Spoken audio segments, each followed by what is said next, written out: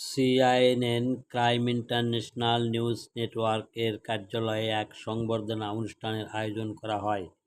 উক্ত অনুষ্ঠানের সভাপতিত্ব করেন সিআইএনএন এর সম্পাদক ও প্রকাশক এটিএম সামাদ কুব্বাত। উপস্থিত ছিলেন ব্যবস্থাপনা সম্পাদক মতিউর রহমান দেওয়ান পলাশ, নির্বাহী সম্পাদক মোহাম্মদ মাসুদ রানা।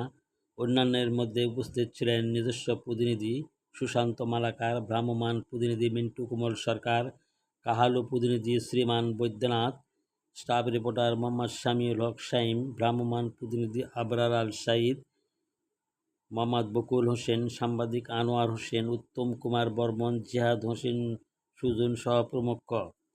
সিআইএনএন এর সকল প্রতিনিধির মধ্যে জয়পুরহাট জেলার কালাই থানার স্টাফ রিপোর্টার মোহাম্মদ শামিউল হক শাইম সংবাদ ও সাংবাদিকতায় অগ্রসর হওয়ায় তাকে শ্রেষ্ঠত্ব সংবাদকর্মী হিসাবে কর্তৃপক্ষ সম্মাননা স্মারক 2025 প্রদান করেন।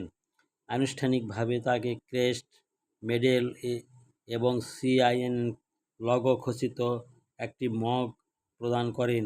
প্রতি বছর অগ্রগামী প্রতিনিধিদের মনোনীত করে এ ধারা অব্যাহত থাকবে বলে সিআইএনএন কর্তৃপক্ষ ঘোষণা করেন।